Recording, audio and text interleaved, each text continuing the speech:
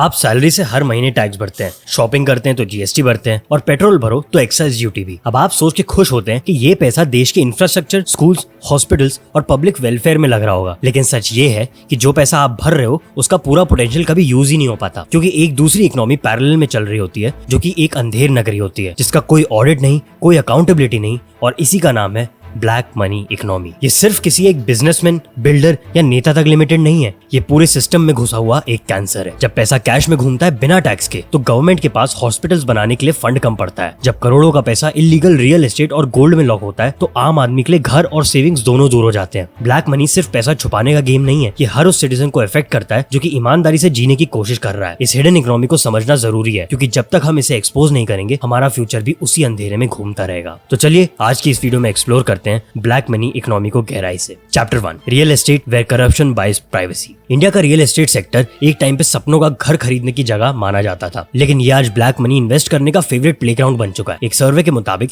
90% Indians मानते हैं कि प्रॉपर्टी में ब्लैक मनी काफी ज्यादा चलता है। इसका मैकेनिज्म सिंपल सा है। जब एक आदमी किसी प्रॉपर्टी की डील फाइनल करता है, तो पेपर वर्क में प्रॉपर्टी की वैल्यू कम दिखाई जाती है। जैसे 1 करोड़ की प्रॉपर्टी बिकते वक्त 70 लाख की दिखाई जाती है, और बचे हुए 30 लाख में लोगों को कोई टैक्स पे करना नहीं पड़ता। ये जो कैश कंपोनेंट होता है वही होता है ब्लैक मनी। ना बायर को प्रूफ चाहिए ना सेलर को। इसका फायदा ये होता है कि बायर स्टैम्प ड्यूटी और रजिस्ट्रेशन चार्जेस बचा लेता है और सेलर को कैपिटल गेन्स टैक्स भरना पड़ता है। लेकिन इससे सिर्फ इंडिविजुअल नहीं, पूरा सिस्टम सफर करता है। गवर्नमेंट को प्रॉपर्टी ट्रांजैक्शन से मिलने वाला टैक्स रेवेन्यू डायरेक्टली अफेक्ट होता है। 2023 तक इंडिया का real estate black money market 6 lakh crore से भी ज्यादा एस्टिमेट किया गया था। इस कैश कल्चर का एक नुकसान है आर्टिफिशियली इन्फ्लेटेड प्राइसेस। जब मार्केट में ज्यादा लोग कैश देने को रेडी होते हैं, तो प्रॉपर्टी रेट्स बढ़ने लगते हैं, जो आम आदमी के बजट से बाहर हो जाता है, जिसके बाद मिडिल क्लास के लिए अपना घर लेना एक स्ट्रगल बन गया है। चैप्टर 2, गोल्ड, हवाला एंड फॉरेन शेल गेम्स। दूसरे ब्लैक मार्केट का ब्लैक जोन है गोल्ड। इंडिया में सोना सिर्फ शौक नहीं है, ट्रेडिशन है। शादी हो या फेस्टिवल हो या गोल्ड लेना ऑलमोस्ट मैंडेटरी होता है, और इसी इमोशनल कनेक्शन का फायदा उठाया जाता है ब्लैक मनी को छुपाने के लिए। गोल्ड एक ऐसा एसेट है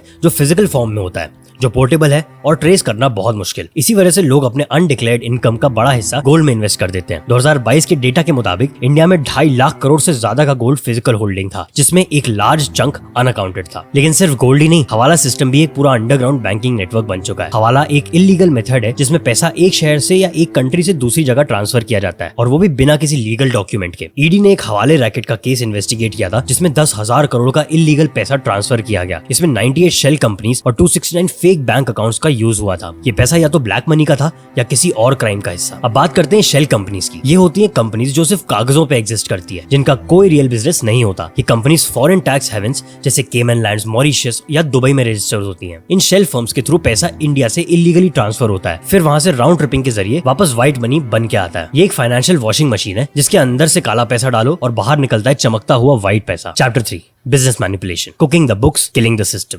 एक तरफ छोटी दुकान और स्टार्टअप स्ट्रगल कर रहे होते हैं सर्वाइवल के लिए, और दूसरी तरफ कुछ बड़े बिजनेसेस अपनी ही बुक्स को कुक कर रहे होते हैं, मतलब अपनी अकाउंटिंग को मैनिपुलेट करके ब्लैक मनी को छुपा रहे होते हैं। पर आखिर ये होता कैसे है? इसका जवाब बहुत सिंपल है। एक ही कंपनी 2 अकाउंटिंग बुक्स मेंटेन करती है, एक ऑफिशियल जो गवर्नमेंट को दिखाती है, और दूसरी अनऑफिशियल जिसमें असली कमाई दिखाई जाती है। इससे इनकम कम दिखाकर टैक्स बचाया जाता है, फेक इनवॉइसेस बनाए जाते हैं, बोगस एक्सपेंसेस फाइल किए जाते हैं, जैसे स्टाफ का बोनस दिखाया लेकिन दिया नहीं, या फिर ऑफिस का रेंट मार्केट रेट से ज्यादा दिखा के प्रॉफिट ही कम कर दिया। और फिर आता है import export game. Companies under invoicing और ओवर इनवॉइसिंग का यूज करती हैं। एक्सपोर्ट करते वक्त माल की वैल्यू कम दिखाते हैं और इंपोर्ट करते वक्त ज्यादा। इससे पैसा इलीगल तरीके से बाहर भेजना इजी हो जाता है। ग्लोबल फाइनेंशियल इंटीग्रिटी की रिपोर्ट के मुताबिक सिर्फ ट्रेड मिस इनवॉइसिंग के जरिए इंडिया में 5 लाख करोड़ से ज्यादा का टैक्स इवेजन होता है हर साल। ये पैसा अगर गवर्नमेंट तक पहुंचता है तो हेल्थ केयर, एजुकेशन और इंफ्रास्ट्रक्चर में रेगुलेशन किया जा सकता था। लेकिन इसका असर सिर्फ गवर्नमेंट तक सीमित नहीं। जब कुछ लोग अनफेयर तरीके से टैक्स बचा रहे होते हैं, तो जो ऑनेस्ट बिजनेसेस होते हैं उनके लिए कॉम्पिटिशन और टफ हो जाता है। उनको या तो उसी रेस में गिरना पड़ता है या मार्केट से निकलना पड़ता है। और यही वजह से ब्लैक मार्केट का एक कॉर्पोरेट एंगल बहुत ही डेंजरस है, क्योंकि ये सिर्फ इंडिविजुअल का नहीं, पूरे बिजनेस इकोसिस्टम का बैलेंस बिगाड़ देता है। Chapter 4, political funding, the legal face of dirty money. अगर आपको लगता है कि ब्लैक मनी सिर्फ बिजनेसमैन और रियल एस्टेट तक सीमित है, तो फिर से सोचिए, क्योंकि पॉलिटिक्स भी इस खेल का बड़ा हिस्सा है। और सबसे ज्यादा चिंता की बात यह है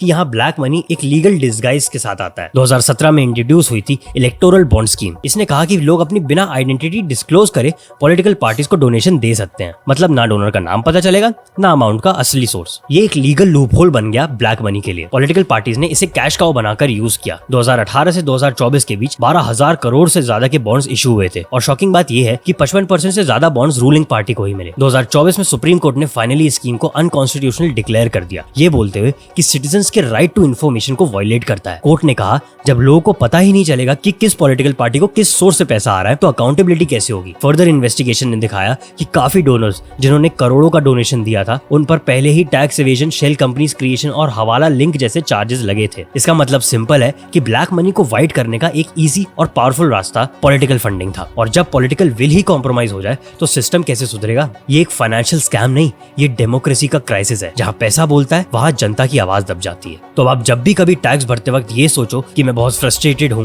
या किसी हॉस्पिटल में बेसिक फैसिलिटी की कमी देखो, तो याद रखना प्रॉब्लम सिर्फ पैसे की कमी नहीं बल्कि प्रॉब्लम है उस पैसे का गलत हाथों में जाना। ब्लैक मनी सिर्फ एक इकोनॉमिक टर्म नहीं, ये एक इनविजिबल फोर्स है जो आपकी क्वालिटी ऑफ लाइफ को साइलेंटली डैमेज कर रहा है। चाहे वो रियल एस्टेट हो, कैश हो, सोना हो या हवाले के रास्ते या कुक्ड बिजनेस बुक्स हो या किसी भी पॉलिटिकल डोनेशन के नाम पर लीगलाइज करप्शन, ये सब एक ऐसा वेब का हिस्सा बन जाते हैं जिसमें आदमी फंस जाता है और पावरफुल लोग बच जाते हैं। पर जब तक हम अवेयर नहीं होंगे, क्वेश्चंस नहीं उठाएंगे और अकाउंटेबिलिटी डिमांड नहीं करेंगे, तब तक ये शैडो इकोनॉमी हमारे ऊपर राज करती रहेगी। आप क्या सोच रहे हैं? क्या ब्लैक मनी के खिलाफ लड़ाई सिर्फ सरकार की जिम्मेदारी है या हर एक नागरिक की भी?